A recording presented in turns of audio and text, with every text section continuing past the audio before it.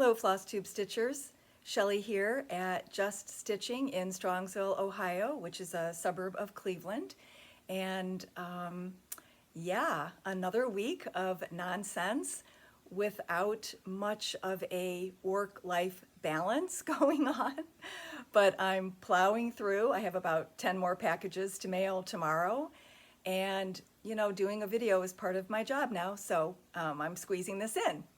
Okay, I'm going to start off with a previous finish, and I almost showed this during Freebie February, but I couldn't find where the chart was available online.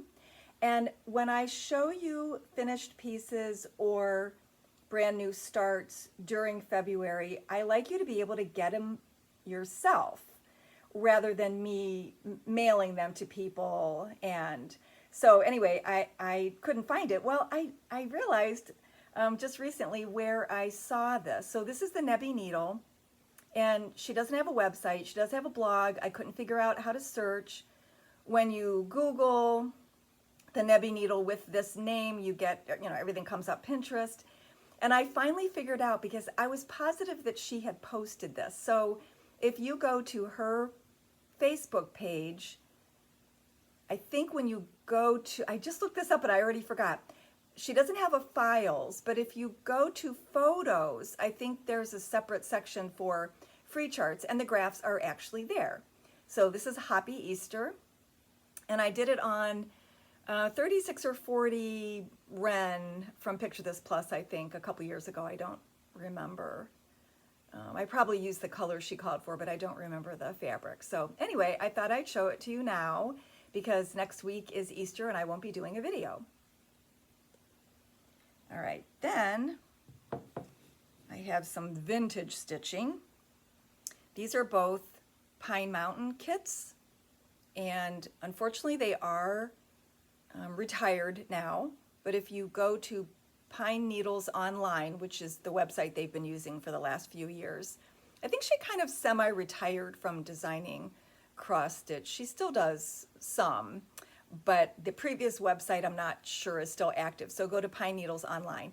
And the kit comes with Aida usually, at least this type of kit comes with Aida.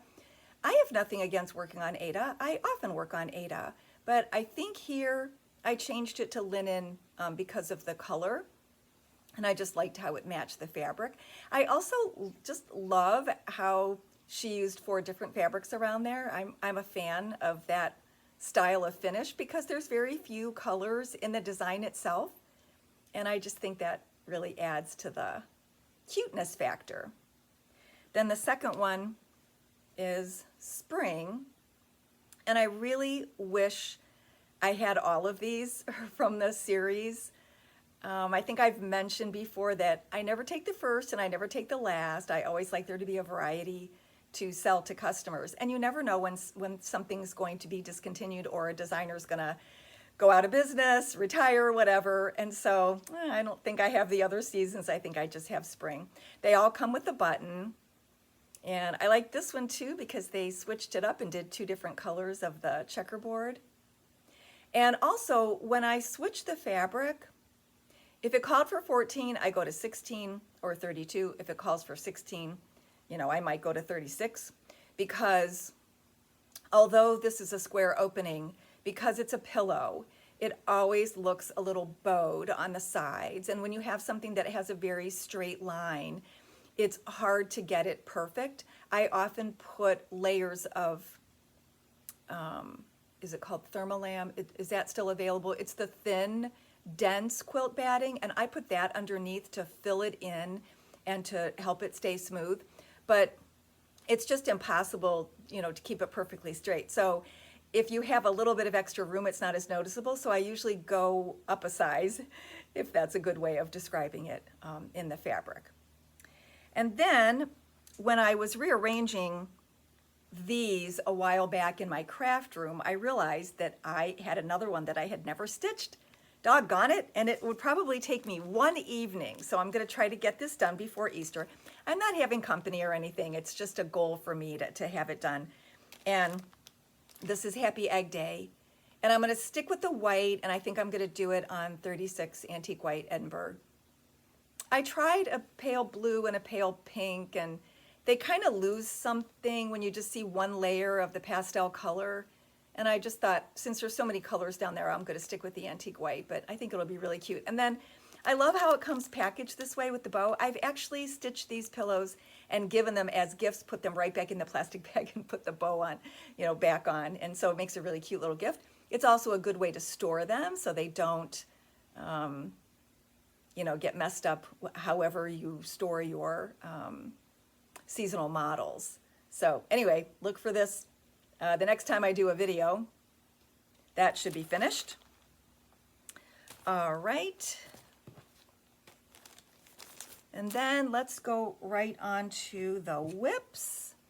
So I have a new one that maybe you haven't seen unless you follow me on social media as well. So I was researching something for a customer. I don't even remember what it was or who it was, but along the way, I saw this chart. And I thought, how have I never stitched this? Because I love the French country line from Judy Whitman. And our downstairs guest powder room is decorated with welcome pineapples. So my husband had been to Hawaii numerous times as a bachelor. And so he really wanted to go for our honeymoon. And then we went back for our first anniversary. And then we took a family trip there when it was our 25th anniversary. So plus we love pineapple. So, and we put pineapple on pizza too, so whatever. I like anything pineapple.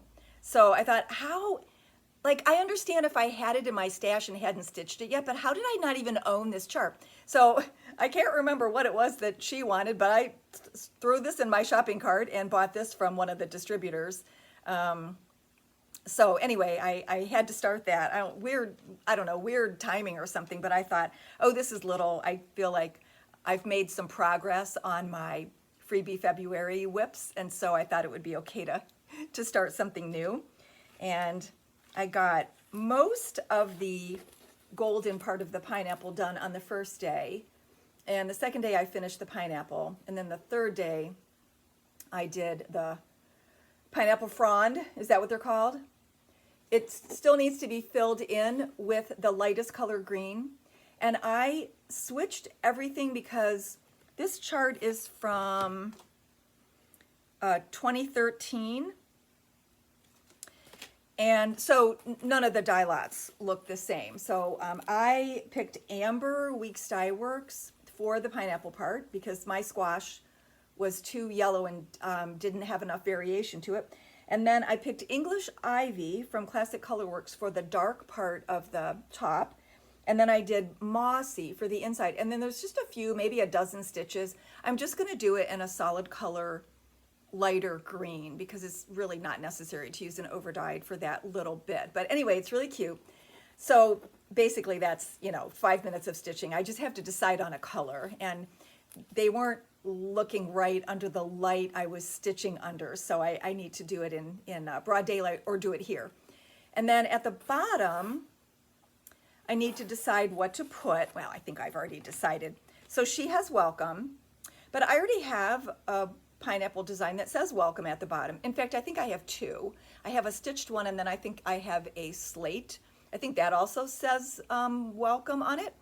So is it necessary for me to have another welcome? It's one of those things where if you do samplers, does anybody in your family say, why do you need so many alphabets on the wall? So it's the same thing. I think my mom said one time, why do you need more than one welcome in your house? Don't you just want to put a welcome by the front door? So I've always remembered that. But we have a relationship with pineapples and with Hawaii. So I think I might not do that. And so Judy gives you two other charts. One is for ananas. I don't know if I'm saying it right. That's French for pineapple. And then she also has written out bienvenue, which is welcome in French. Well, my husband doesn't speak French. I took French in high school, but it doesn't really mean anything to us as a couple. And why would I put it in Spanish? That doesn't make sense. And it's Judy's French country line, but nobody coming into my bathroom is going to know where it came from. So I don't think I need to stick, with the French. So I thought, what if I looked up how do you say pineapple in Hawaiian? And it is, I already forgot, hala kahiki. And that means foreign hala. So hala is another fruit similar to the pineapple, where it's like the whole fruit is a cluster of berries. Oh shoot. Let's see if I can. There you go. So it's smaller, rounder, darker, slightly different looking, but still kind of similar. So you can kind of see where they would get that idea that it's a fake or foreign challah. And let's see, I looked it up. The juice of a challah is similar to like sugarcane and mango. And one place said its husk is fibrous enough to be used as dental floss. I don't think I would want to be eating that. Anyway, the scientific name for pineapple is Ananas camosus. Now, I don't know if I'm putting the emphasis on the correct syllable, but that's how I said it. And it translates to tufted, excellent fruit in Tupi, which is the language of the indigenous people of Brazil, where pineapple is said to have originated. Let's see. Oh, and March is actually an okay month to start this design because harvesting season in Hawaii typically takes place between March and July. So, hey, it was okay that I started it now. Yeah, I think I said everything about that. Oh, and so my husband said yes to halakahiki. So I'm going to chart that out. I may not be able to use her alphabet because it might be too long, but I'm going to chart that out and put that across the bottom, and it'll be a nice conversation piece. All right. Then I filled in with 1 ply, and I'm really happy that I did it in 1 ply because it gets kind of thick on, I think this is 32 count with 2 ply with all that stitching. So I think it looks a lot neater with just the 1 ply. And I used blue suede for the dark color, blue jeans for the inside color, and then the year gets filled in with a lighter blue, and I haven't found the right one yet. I tried a couple and they look too similar to the blue jeans. I'm probably just going to use a DMC and audition a couple of them, and then I just have to pick like a dull red, a dull cranberry-ish color for the heart that goes there. So that should be finished in a night. And then this is finished except for tying under some tails. I left some tails exposed for a while just in case I found a mistake. And actually, I think on this one I had run out of floss, coincidentally, like right before finishing that motif. And when I looked at both sides and up and down and compared it to the chart, I realized I had forgotten something. So I just have to tie some tails off. Haven't decided if I probably should put my initials in the date because there's plenty of open space. So I might do that as well. And this was with ink from ink water lilies from Karen Collection, and I really enjoyed working with it. And I love this color. So those were my stitching projects. Then we have a new shop model, and it's a re-release of a vintage stitch from Cecilia at Heart and Hand Needle Art. It's called The Perfect Snowman. And my local customer, Kate Fulton, who has stitched a lot of Bent Creek and Heart and Hand back in the day, she had stitched this in 2004. Can you see her tiny, tiny little initials and date down there? She always does it like that, so it kind of blends in, but yet it's still there for her kids and grandkids to see one day. It's got glass, so it's kind of hard to show, but yeah, so this is really cute. And that'll go there. And then next, I forgot to show these to you last time. I do carry the items that are available to shops wholesale from 141 Design Company. So these are the backing boards for Polar Plunge from Hands-On Design. And obviously you can do whatever you want to with them, paint them, stain them. And you don't even have to do it for this series. Some people were saying it's a little big for their Christmas tree, so they might just put it on an easel or figure out some other way of using it. So these are 14, and you get a pack of 6. And then the other item, they're hoping to add more items, but right now this is the only other item that's available wholesale. And did that have a, no, okay. I thought it had a picture on the other side and I forgot to show it. This one has a picture. So this is for Kathy's